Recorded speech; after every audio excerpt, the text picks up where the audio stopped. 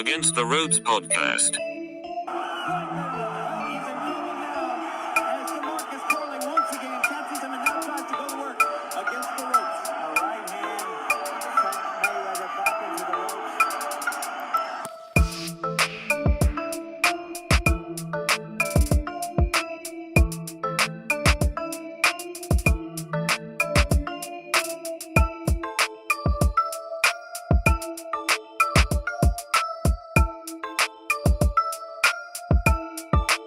Contra las cuerdas.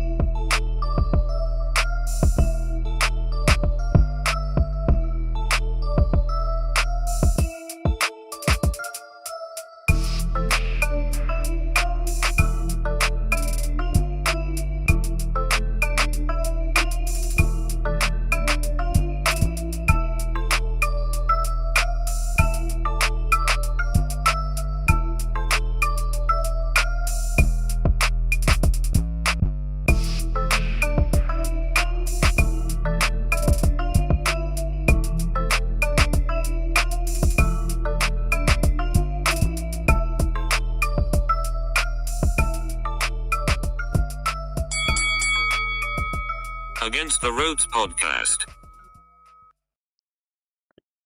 Ladies and gentlemen, welcome back. AtR podcast. Gio Garcia here alongside Christian Mosqueda.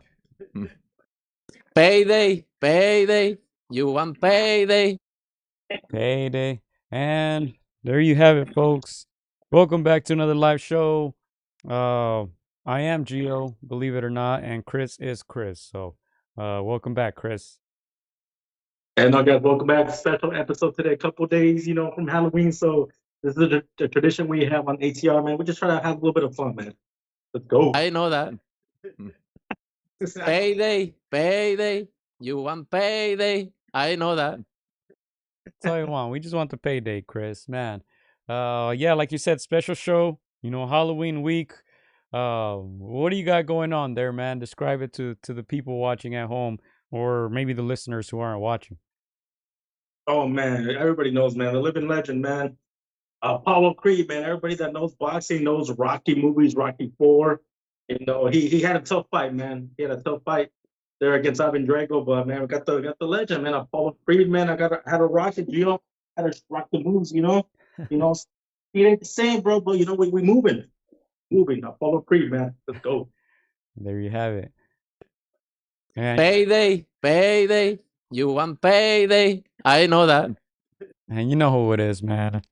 This costume has been alive since like 2019, so I'm keeping it alive, Chris.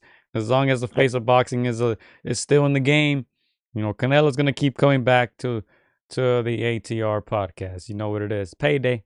I know that. I was gonna say, how to bring it back, huh?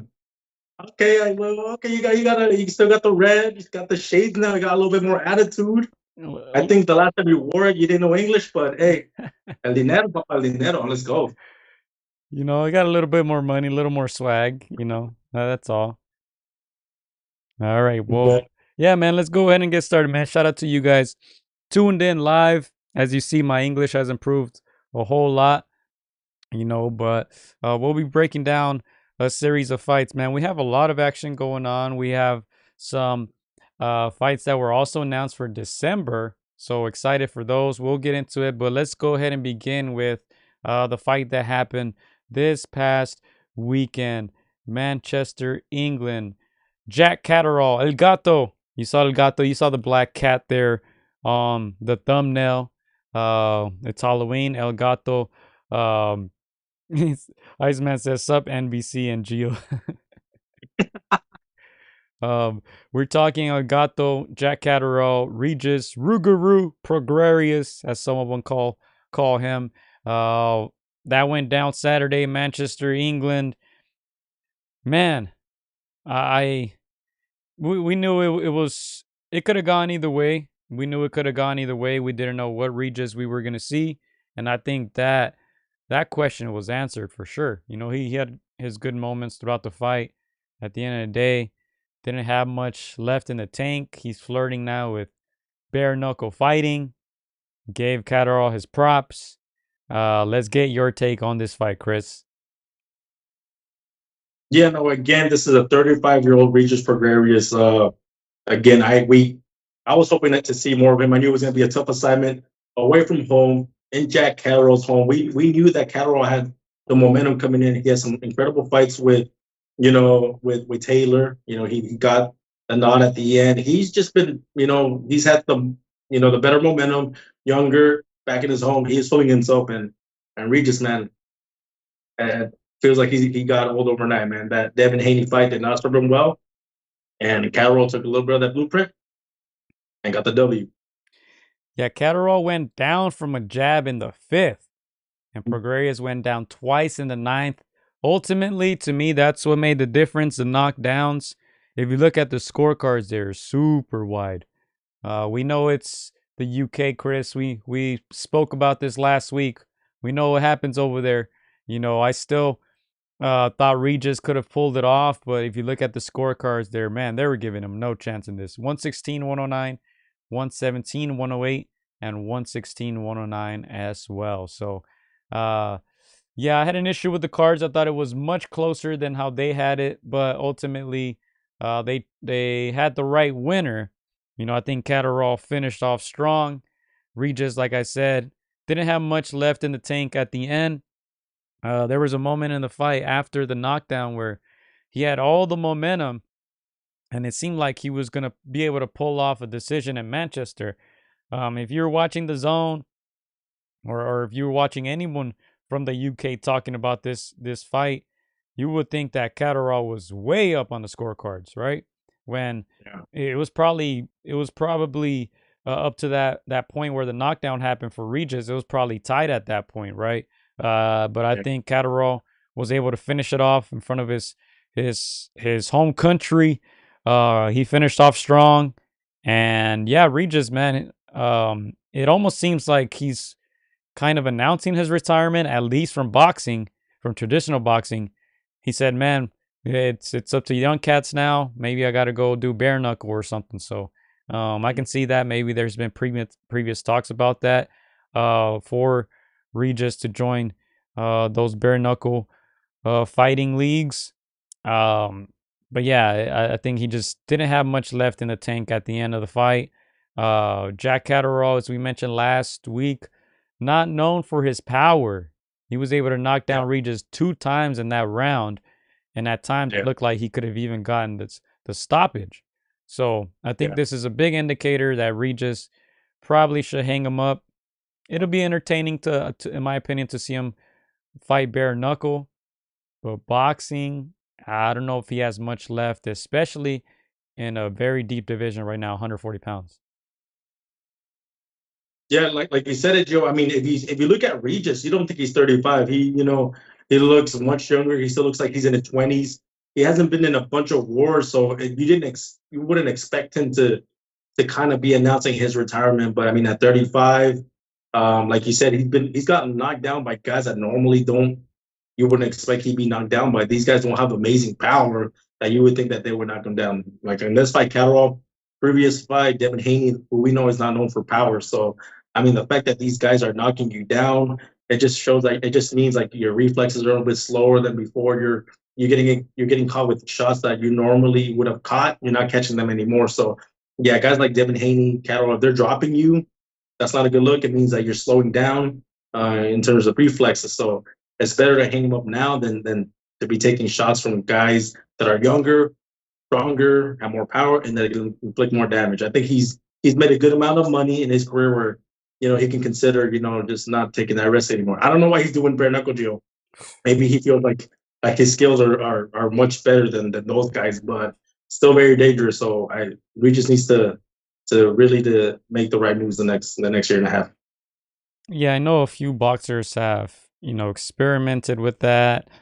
The money must be right because that's a brutal sport, man. Basically, anytime anyone lands a punch on you, you're basically cut. It's very brutal. But as I said, I think it'd be entertaining. I probably wouldn't want to see him more than one fight in bare knuckle fighting. But it seems like he wants to continue to fight, not necessarily in boxing though. So we'll see what happens with that. Piggybacking off your point, Iceman says Regis threw a punch and knocked himself down. I don't know if you remember that. He threw a big, kind of wild hook, and he fell over to the ground. So, at the end, he was just going for that knockout punch. It never came. I was actually very surprised and very proud of the referee for calling his knockdown against Jack Catterall, which was a knockdown. He landed a strong, stiff jab. Catterall's gloves touched the canvas, and the referee intervened, even though he was getting booed, and he called a knockdown. So very good on the referee's part. But yeah, I think Regis was never going to win a decision just based off those scorecards. But if this is how he goes out, I don't think it's a bad way to go out. He fought a younger guy in Catterall away from home. And he was in the fight. So not a terrible showing now for Regis. His third loss, of course, he lost to Devin Haney prior to this. That was actually his last fight in December of 2023. And also lost to Josh Taylor, which that fight was also away over there in the UK. 2019 majority decision. So that was a very close one as well. Not a bad career for Regis Prograis if he decides to hang him up. Yeah. Let me just say, Gio, let's say he does retire. He's taking losses. He looks like a guy that's gonna be a crossroads kind of fighter, who the type of fighter that, guys use to pad their records to get a name under his name. If you're Regis Prograis, and let's say a guy like Ryan Garcia comes knocking April 20th and says, "Hey, I need a comeback fight. I need a fight that that I can win convincingly." If you're Regis Prograis, do you come out of retirement, or do you stay in boxing just to take that fight, or do you say, you know what, I'm 35, 36. I don't need to be taking these shots. Do you bypass a fight like that? Oh, no, I'm taking it, man. That's a payday.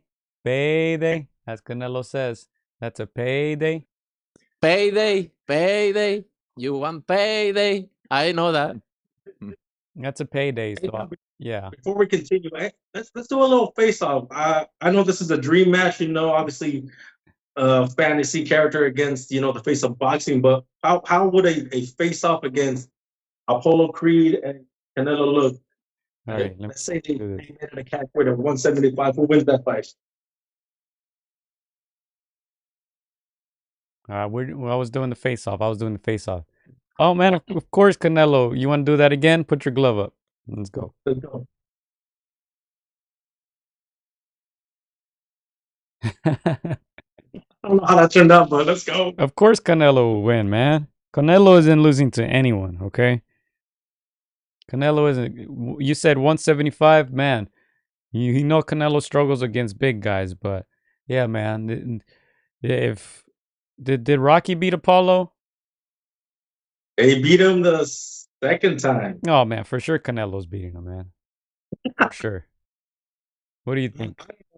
I think Polo outboxes him early rounds. We know Canelo starts off a little slow. I say he outboxes Canelo the first 4 or 5, maybe 6 round. The way Amir Khan did.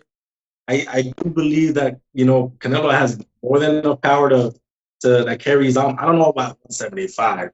Apollo gets hit by big boys, so he'll absorb a lot of that. But that's a good one, man. I know everyone's like, I got to give the nod to Apollo. All right. Well, let me tell you this, man. Canelo was the biggest star in, what was it, Creed 2 or Creed 3? I forget which one it was, but Canelo came out for 2 seconds and was the biggest star in that fight. That's true. That's true. Hey man, but fantasy matchup, it would be a great match. I think style wise, it would be a great fight. I think 23-year-old and under Canelo loses. We know he struggles with the Mayweather type boxers, but this Canelo puts up a good fight, man. I like it. I like that fight. Well, maybe someone should create Apollo in the new Undisputed game, and we should Let settle me see. this. We should settle this. Yep. Let's do that. Let's go, man. That would be a great fight, though. Fantasy matchup would be great. Oh man, that's how you know that Jack Catterall Regis Prograis fight was exciting. You got us talking about movies and video games, but yeah, just to cap that off, yeah, man. We'll see what Catterall goes from this. To me, he's still a step below the elite level, especially at 140. We got some big fights coming up. Of course, Arnold Barboza Jr. versus Jose Ramirez. Of course, Rayo Valenzuela versus Pitbull Cruz. Excuse me. And then we'll see when Ryan comes back. He probably doesn't go back to 140, but you know, there's gonna be a lot going on at 140. Iceman mentioned Matias, Subiel Matias. So we'll see where Catterall lands in all of this, but I think that's a very doable fight. The zone, Matchroom, Catterall against Matias. And really Catterall versus anyone at this point. I think Eddie's trying to push him, so I'm sure he'll get something big next. And there was no way Eddie. This is the first win he gets, but it's not really fair because it's the two fighters. So Eddie gets a W, but he also takes an L. So I don't know if Eddie bounces back, but we did see that Devin Haney called out Catterall, and I'm not surprised. And again, this just hurts, in my opinion, Devin Haney's stock. Is it makes it look like he's just going after guys that don't have punching power. This sounds like a easy, safe fight for Devin Haney. What are your thoughts on that? Devin Haney calling out Jack Catterall. Yeah, I mean, I feel like that's the trend after every fight. You know, someone wants to call someone out via Twitter. I think even Shakur had something to say. Man, just fight. You know, I know Devin Haney's busy suing people, so I don't know how much I value what he says on Twitter. But, you know, Iceman says Liam Paro versus Cat. It's a good one as well. You know, Catterall is going to get a big fight. I believe he is. And like you said, Eddie Hearn, very smart. He said, let me stop taking L's. Let me just face up two of my guys, and at least I can get one dub. Yeah. My question, Gio, would you be surprised if any of these top 140 called out Regis? Let's say obviously Regis 35, 36. I think it's safe to say he's out of the top 10 lightweights. Would you hold the others, accountable if they call him out in the next 2-3 years? Do you think it's a bad look on them, or it makes sense for the money? It makes sense. I think it makes sense if you're a young up and coming guy to call him out. I think it happens to everyone. You know, everyone and I shouldn't say everyone, but mostly everyone that you can think of. At the end of their career, they were used to, advance someone else's career. You saw Chavez at the end, fighting guys like De La Hoya, even Pernell Whitaker as well. Eddie Morales was out there fighting Danny Garcia twice. It happens. It happens. I'm not sure that's what Regis would want, but I think that would be the next step if he does indeed stay in boxing. But it doesn't seem like it. It seems like he's looking into retirement already just by whatever he said after the fight. But yeah, if I'm a young guy up and coming at 140, yeah, I want Regis because he proved that he doesn't have much left in the tank. Yeah, no, I agree. Again, I see his name getting called up, and I'm sure that he'll be advised, especially if it goes over a year, not to fight, but the numbers, the money, it's going to be there and it's going to be enticing. So don't be shocked, guys, if you see, Regis later on fight these up and coming lightweights, man, especially the dangerous ones. So let's go, man. Yeah, and I think we can transition into what's going on within the next few weeks. We have a lot of action, of course, this weekend. Robson Conceição versus Oshaki Foster. That's the rematch. Navarrete versus Valdez 2, December 7th. That's the rematch. And also Inoue versus Goodman was announced for December 24th. It doesn't seem like Canelo will be fighting on that one. We heard all the rumors.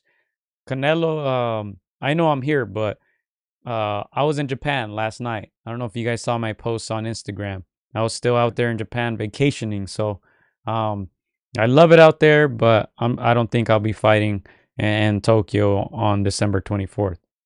It's a little too soon. Yeah. And like you said, Conceição Foster 2 coming up. I'm gonna be real, Gio, and you tell me if I'm wrong. I'm not too excited about that fight. There's certain fights, certain fighters I want to get excited about, but I don't know, something about their styles.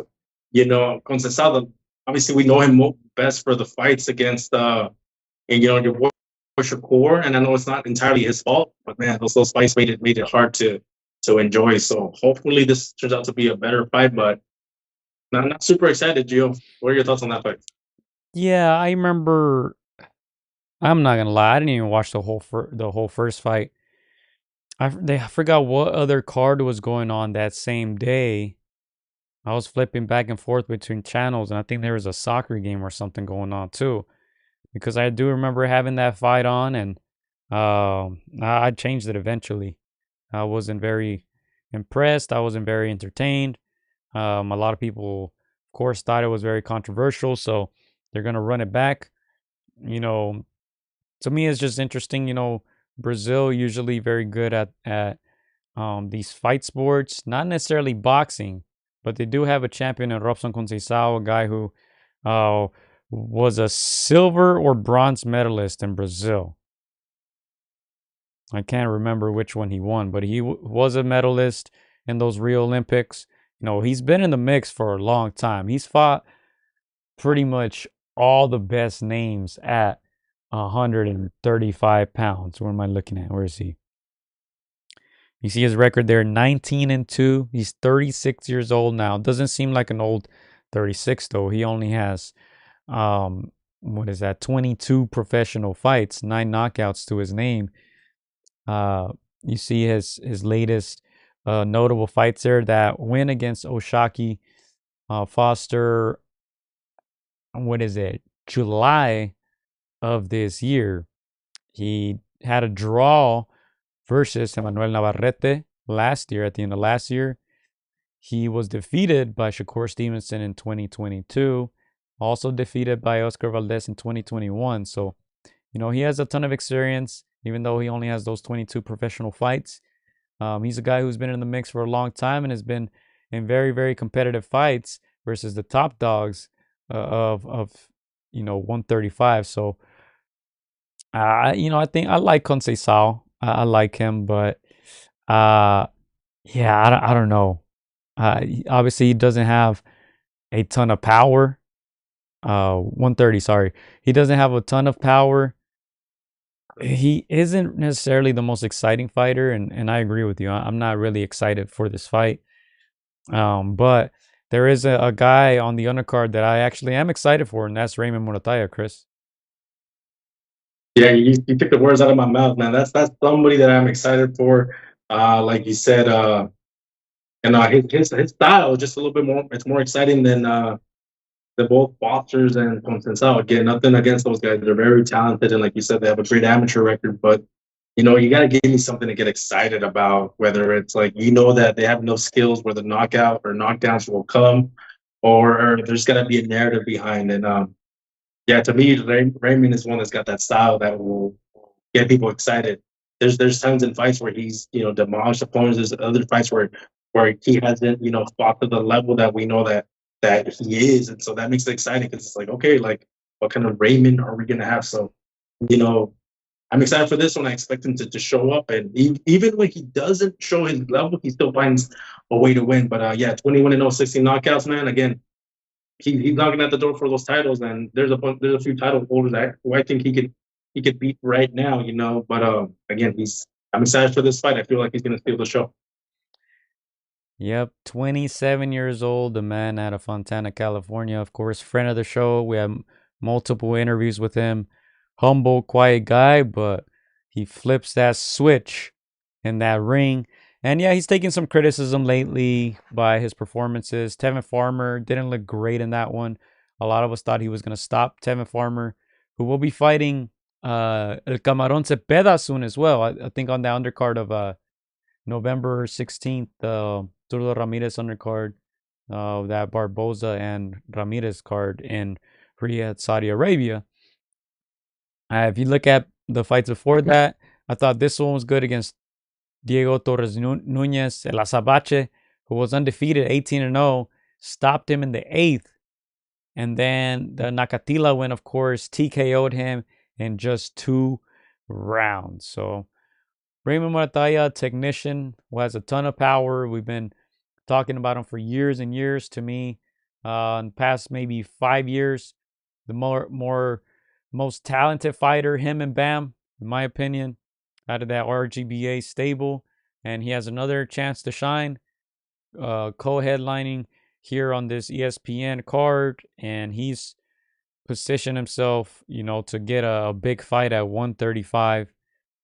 And, I think it's kind of like that Arnold Barboza Jr. scenario, right? Where he's just been knocking on the door and it's going to come sooner rather than later. I think after that Nakatila win, he was supposed to get one of those top dogs. Maybe they didn't want it. Maybe they saw that 2-round TKO and they're like, oh, maybe let's just wait or hope that he goes away, right? But he's still there and he has another important fight. This Saturday, he's going up against Jesus Antonio Perez Campos, 25-5. And how he essentially earned this fight is by defeating Jojo Diaz via split decision in February of this year. 18 KOs to his name. Also 27 years old. Hailing out of Tijuana, Baja California, Mexico. Yeah. And again, Gio, these kinds of fights, you think that they're gimmies, but as we know in boxing, there's no such thing. You don't get this win until that your hand is raised, and we've seen where shockers can happen. So, even though we know he's this good and he should easily dismantle his opponent, nothing is set in stone. You cannot, start thinking about the Teofimos or the Ryan Garcias or those bigger names. Again, you got to beat the guy in front of you. Keep moving up those rankings until you either get a title shot or your name can no longer be ignored. So again, everything to lose for guys like Ray, nothing to be lost by their opponents. They don't have the pressure. They come in, with nothing to lose. So again, the pressure is on the guys like Ray Morataya, and they're expected to deliver. So I can't wait.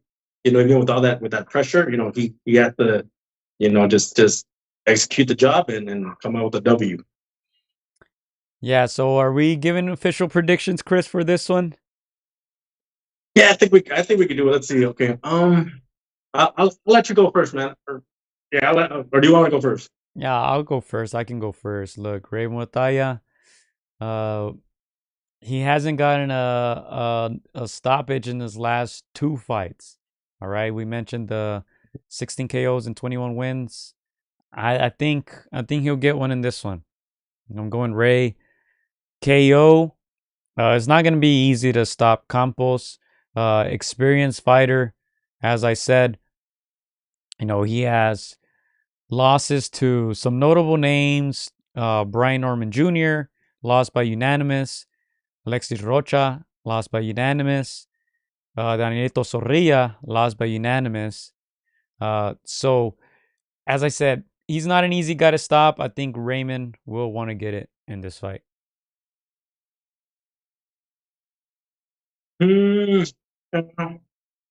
Obviously, we know that I'm going to go with Raymond without a doubt. Do I want to give his opponent some credit is my question. He's never been stopped.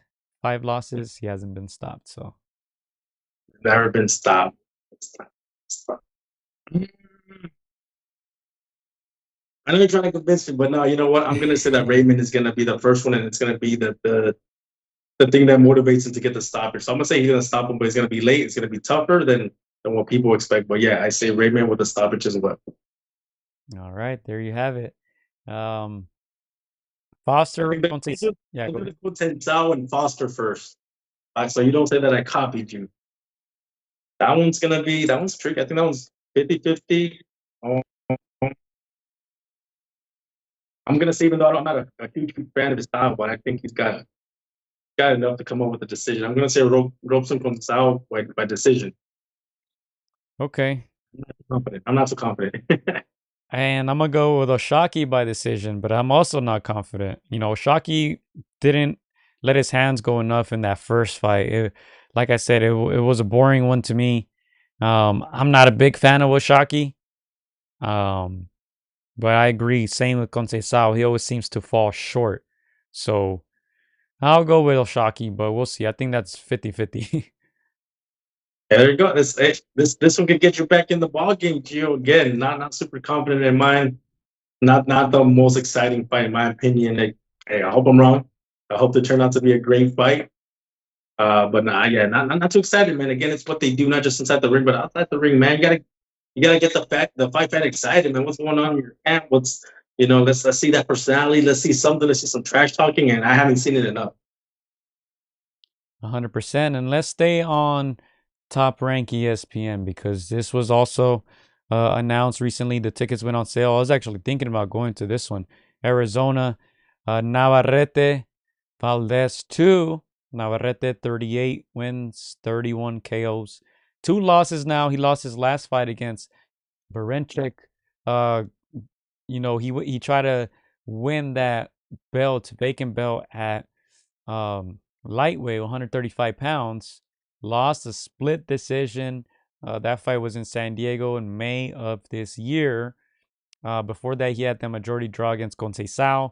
And then you see that right there, 2023, that's when he defeated Oscar Valdez by unanimous decision. Wasn't really a close one. Now they're running it back. I think this is a good comeback fight for Navarrete. After that loss. Whoa. Do we know what weight they're fighting at? I'm assuming he's going back to 30. I believe I heard that they're going back to 130. So, not a bad comeback fight. Valdez, of course, has the loss to Navarrete and to Shakur Stevenson. But look, I am excited about the undercard. 14-2, Cuban, gold medalist, one of the best amateurs in recent times. In the amateurs, I was looking at his amateur record right now. He defeated guys like Akhmadaliev and guys like Shakur Stevenson. 14-2, 9 KOs. Robesi Ramirez, El Tren. He lost in his pro debut and then lost against Rafael Espinosa at the end of last year. Got a TKO victory in June not too long ago, and now they're running it back with Rafael Espinosa, who seemingly came out of nowhere, right? 25-0, 21 KOs, 30 years old from Guadalajara, Jalisco, Mexico. Was relatively unknown. Basically all his fights in Mexico before that. But surprise Robesi. He survived a knockdown, came back, knocked down Robesi at the end, got the nod from the judges, and now they're running it back. This is a great fight right here. Yeah, let me just say that this is the rematch that people are asking for. This is the one people want to see. No disrespect, Gio, and I know you said it's a good fight for Navarrete to come back, and I agree, but that is a fight that nobody asked for. Nobody wants to see that. We know now Navarrete easily handled Valdez, so I'm going to say here right now, Gio, that's the fight that nobody asked for. Now let's move on to the one that everybody wants to see. This is Espinosa versus El Tren, man. That one, like you said, Gio. Yeah, this guy busted up Murtazaliev before Murtazaliev did that. So again, Espinosa like you say, he put himself on the map against a guy that everybody knows, a good name, a respected name in the amateurs, like you said, 2-time gold medalist, holds wins over guys like Shakur Stevenson, who are highly respected in the pro game now. So for a guy like Espinosa to do that and the way he did it, again, you see that emotion after the fight, how much it meant to him, the way he did it. He was about to lose. Let's be real. He was brought just as a state basic kind of fight. El Tren was going to move on to bigger and better things, and boom, this is what's great about boxing. The beauty of it that you don't see those things coming. And again, Espinosa outside of his camp, nobody really knew who he was. Nobody gave him an inch. Nobody thought he was going to win it. He did that, and I'm excited, man. I'm excited to see what happens. I think we might get a similar result, man. I think he's confident now. He's a big, tall guy, rangy. So again, that Esteban's going to want the comeback, but it's going to be really tough, man. I can't wait for that fight. Yeah, it almost seemed like they were matching him up with Espinosa to get him ready for that Venado fight. They probably thought, oh, let's fight this tough Mexican guy, undefeated. It's gonna look good on paper. We defeat him, and then, we get ready for Venado after that, and it looked like that's how it was gonna play out. He knocked down Espinosa with that. I believe it was a right hook, folded him. Espinosa did a great job to recover, come back, box, showed a ton of heart, broke down Robesi a little bit at the end, didn't stop him, but at the end knocked him down with just an accumulation of power punches. And ultimately that was a close fight and it went in favor of Espinosa. Great rematch. I'm glad it's happening right now. And I think that makes that card a lot better. Sorry, because as you said, no one was really asking for a Navarrete versus Valdez rematch. I always thought they were going to do a rematch simply because both guys are entertaining fighters. They come forward. The first fight was exciting, a little wide. So that's why I feel like a lot of people aren't too excited for this one. I guarantee you most people are thinking the same outcome will happen from that first one. But having Robesi and Espinosa on the other card makes it great. It's in Arizona. I'm sure they're going to sell out that arena. A lot of eyes on these guys. So that's Valdez's backyard. So I think it's going to be a very, very good event December 7th. Yeah, again, no, the Mexican people are going to show up no matter what, Joe. You know that. Again, like you said, the location, that's everything. I mean, hopefully it's much better and more competitive. Hopefully Valdez brings a better game plan. This was totally a box, but yeah, this Espinosa, the fight is gonna steal the show, man. It's gonna steal the night again. We're gonna get a lot of toe action, man. There's gonna be, I predict there's gonna be again several knockdowns. I wasn't again Robesi, even though he's got a great amateur style. The pro game is a whole new ball game, and he gets caught, and we see the result of that. But man, I can't wait for this fight. They both have something to prove. They say it's hard to hold on to the title. Once you win it. So let's see if Espinosa can retain that. But Robesi's gonna want to be a champion once again. And like you said, they have bigger plans, and I think they're gonna want to get back on track. We'll see if we can do it. Yeah, let's go to some comments real quick. The chat activating here, coming to live. Jordan says, show up like this to the next interview. You're not down, Chris. Wait, say that again? And Jordan says we should show up like this to the next interview. Interesting. Man, if I show up like this to the Joel Diaz boxing gym, man, I'm gonna get freaking thrown out, man. They're gonna throw me in the ring, man. They're gonna be like, all right, dude, nothing but freaking Uzbekistan's in there, man. They're gonna think they're freaking Dragon. But and we can do a few. Why not? We'll have fun with it. Talking about that, there's someone sending a shout out from Tajikistan. Did I say that right? Tajikistan? I'm not sure, but shout out to you. Thank you for tuning in. Yeah, let's keep the show moving, Chris. We talked Raymond Murataya. We talked, of course, Conceição versus Foster. That's going down this weekend.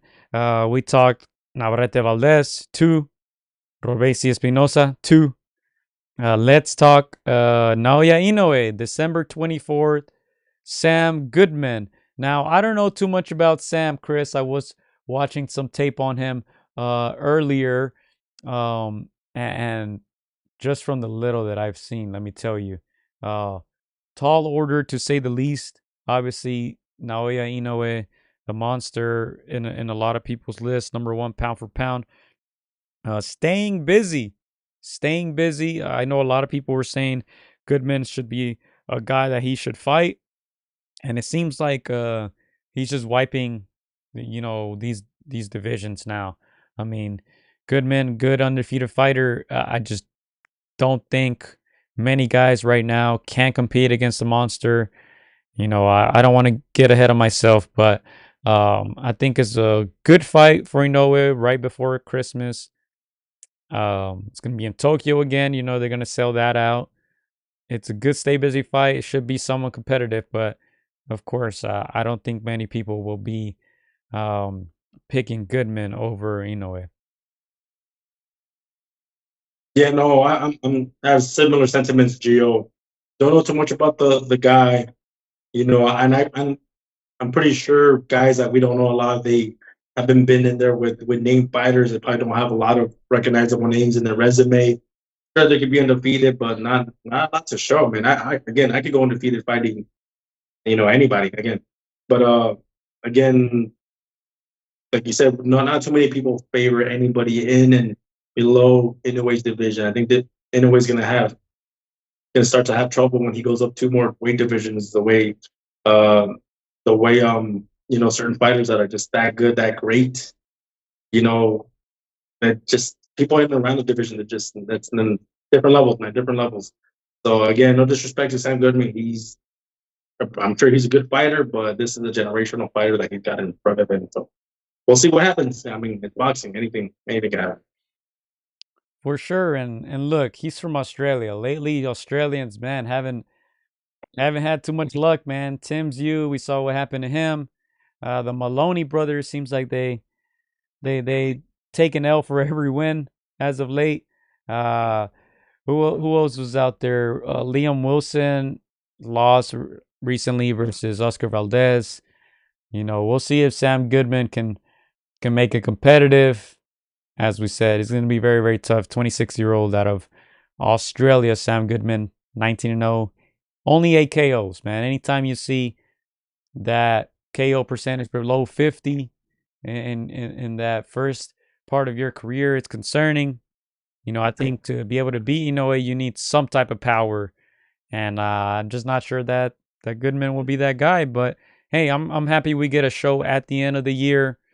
Basically to close off the year 2024, we get to see Naoya Inoue again.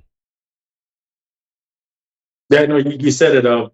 Something we're looking up guys like we don't know, Gio. We go to BoxRec and we do the eye test. Obviously, we look at the wins. We look at the percentage of knockouts they got. Again, even if you don't have a lot of power, man, early on you should be putting these guys away just on skill alone, based on the other corner stopping the fight just because you're too good.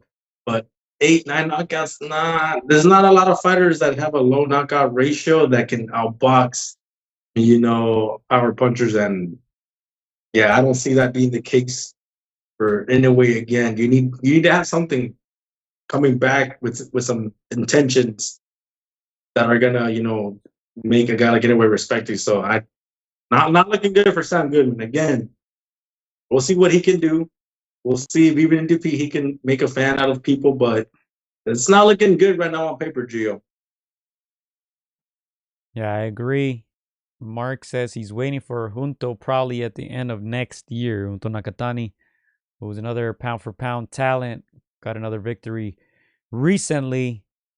Yeah, there's obviously there's a lot of rumors. Bam is kind of in that mix as well. Bam, who's fighting soon, on that Boots and his card in Philly. And we hope those guys can get it on. Nakatani, Rodriguez, and Inoue. We'll see if Inoue sticks around. He's climbing up these divisions. He's dominating, essentially stopping all these guys. So we'll see how high in weight he can get. But as of now, it seems like there's a lot of good competition in those lighter divisions. Bam, I believe, is at 115. Nakatani at 118, and Inoue at 122 at the moment. 122. So, yeah, exciting stuff. I'm glad we're getting a fight at the end of the year for the pound for pound monster, Naoya Inoue. And let's get it briefly into what else we have at the end of the year. Let's go ahead and pop it up on your screens there. November to me. Yeah, go ahead.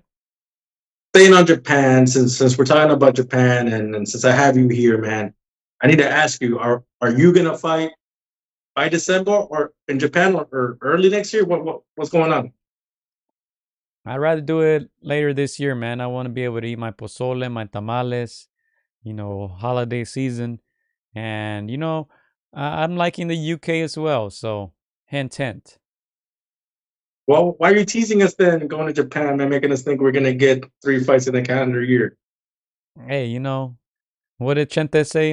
No hay que llegar primero, sino hay que saber llegar. So one step at a time. We'll get there. We'll get there, my friend. We'll get there, my friend. Payday? And who are you gonna give a payday to? Let's say we fight next year. Payday, payday.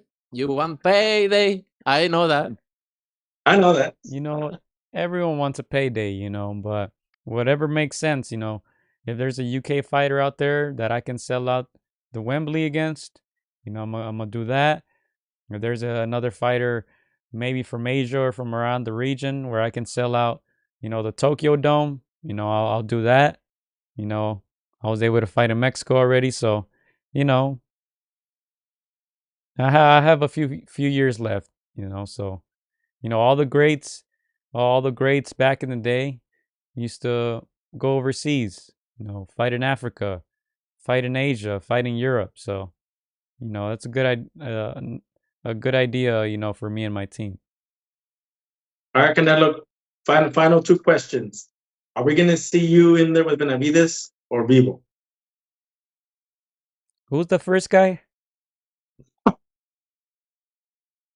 All right, what about Vivo? Are we gonna see that rematch or not? Yes, my friend. Yes, my friend. Y la última pregunta, Canelo. La última pregunta. Promise, my friend.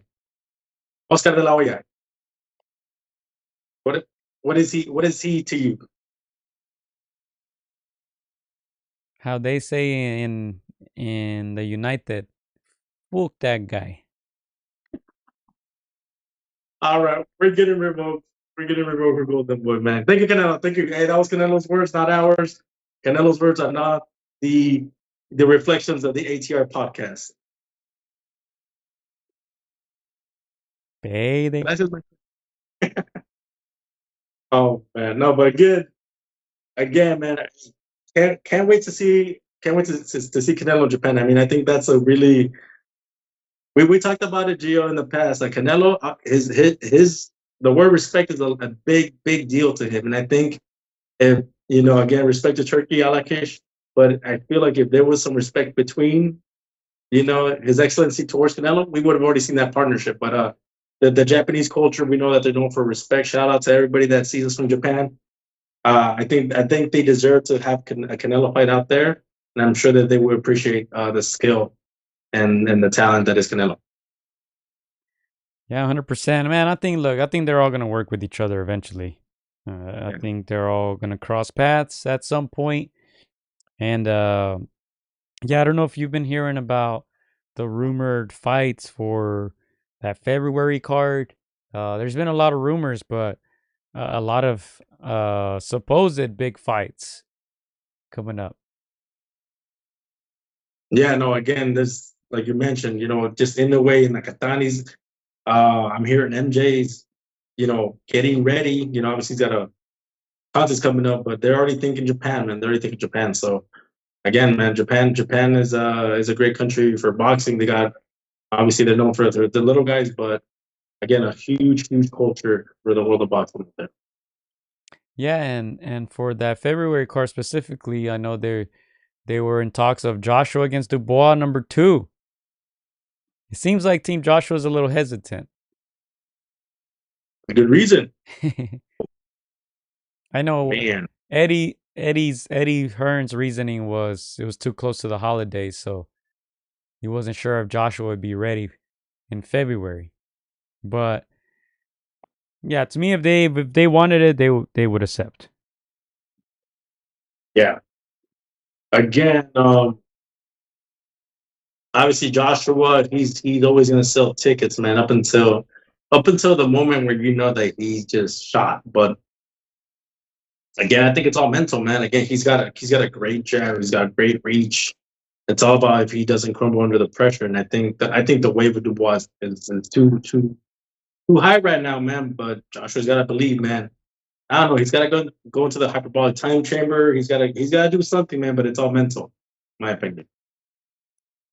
Another rumor supposedly was that they were trying to make Virgil Ortiz Jr. versus Boots after all. So look, I think the good thing about the Saudis is that they're gonna offer these fights to those guys that we want to see fight each other. So I think eventually they will happen.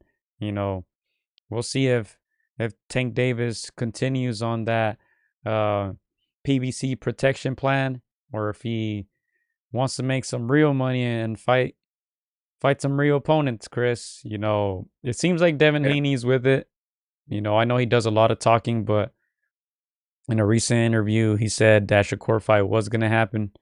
And of course, Ryan's going to come back soon. So shout out to the Saudis. Shout out to Turkey, most famous name on the podcast in 2024, making these big fights happen. And I'm sure we're going to get fight announcements soon because them bags seem like they're very, very, very hard to say no to.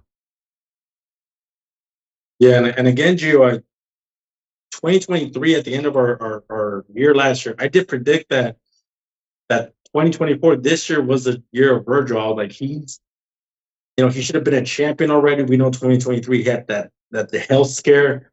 I felt that 2024 was a time where he was going to be a full-fledged champion. He's gotten some fights and a few cancellations here and there, but yeah, man, we got the fight with Boachek, but dude, we're ready, man. We're ready to see him against Ennis. We're ready to see him against the Crawford. It's time. It's time. It's time. It's time. Again, if you would have asked us 5 years ago who's going to become champion first, Ortiz or Bam Rodriguez, I'm pretty sure 90% of us would have said, Virgil Ortiz Jr.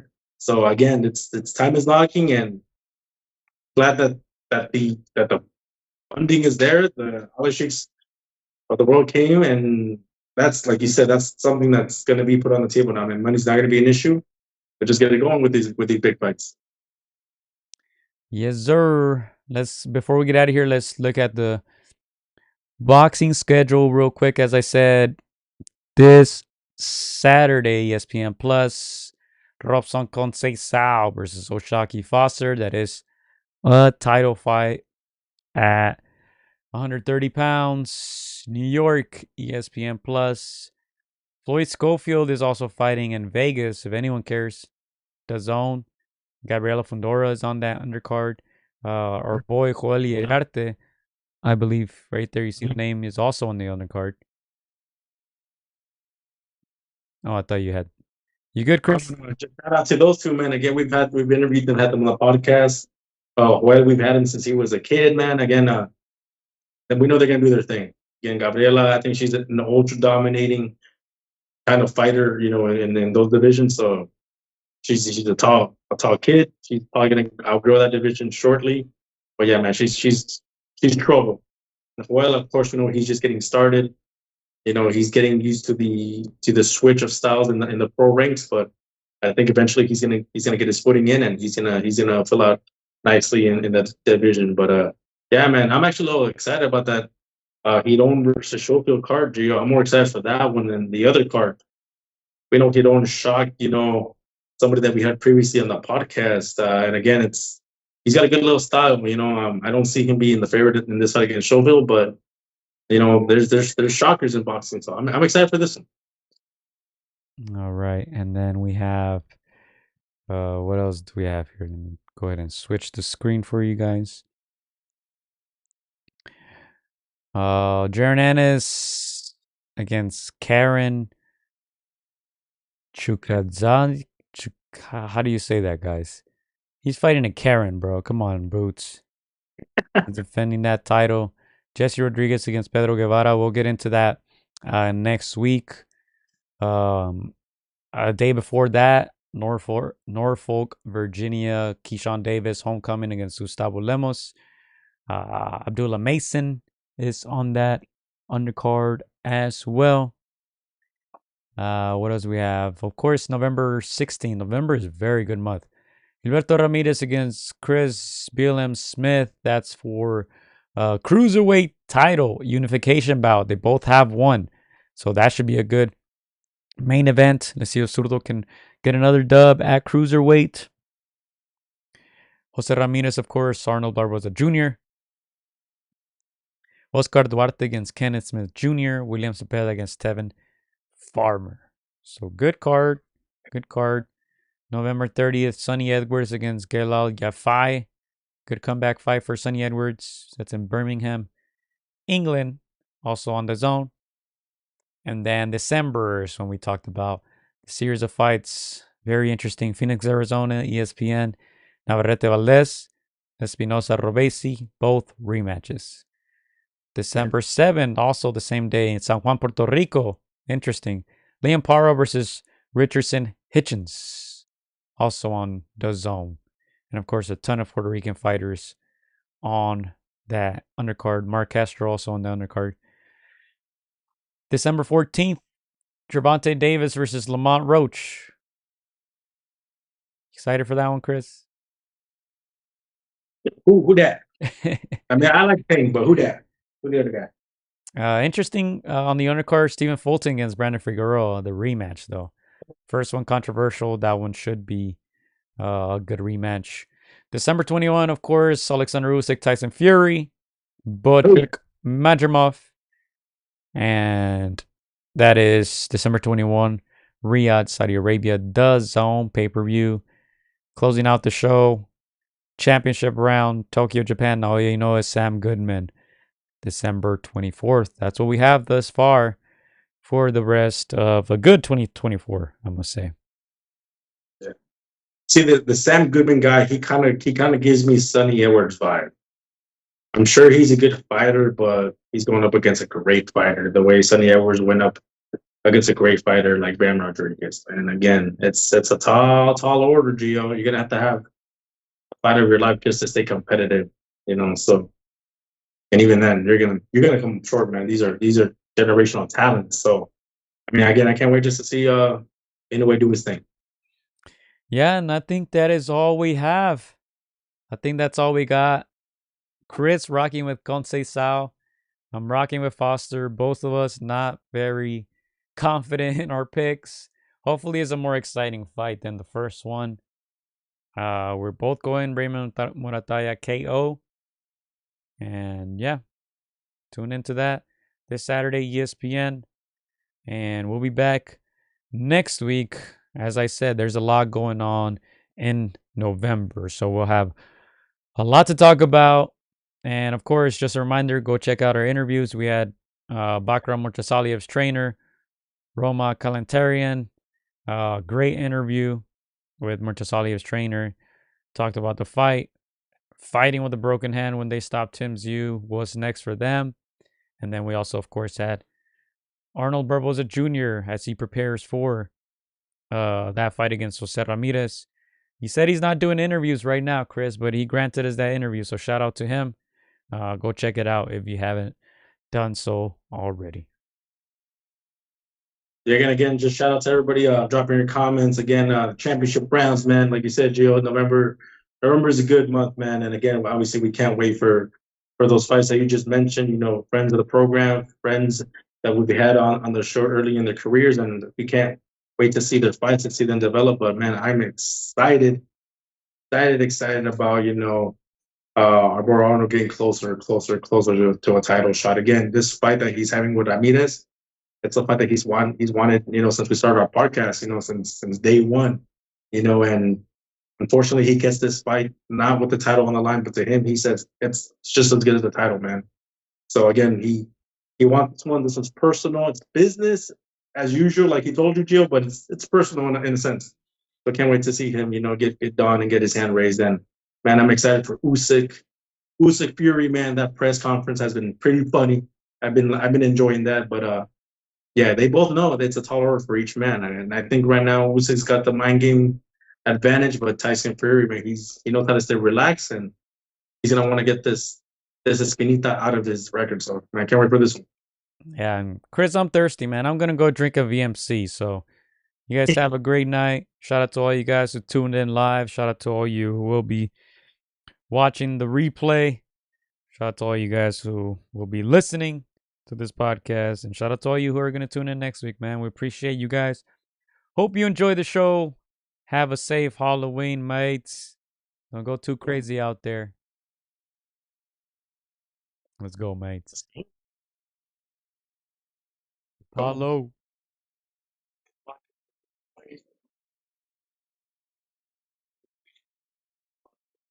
You know what that is, Gio? I could barely hear it.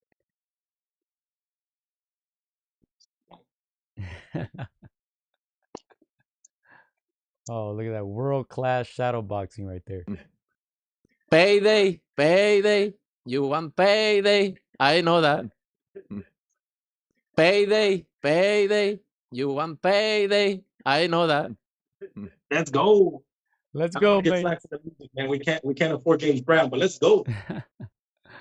Let's go, mates. Vámonos.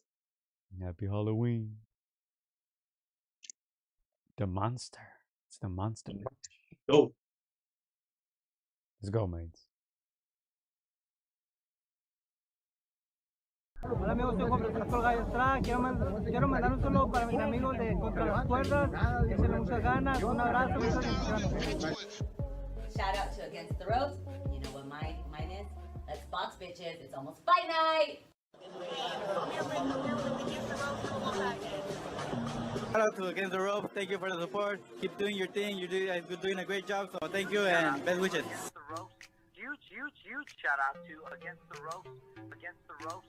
Shout out to Against the Ropes. Thank you guys for the interview and hope to see you guys soon.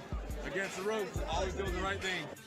Shout out to Against the Ropes, man. I appreciate you guys for having me, taking the time out y'all day. Against the Ropes, #1. Freddie Roach. Thank you very much.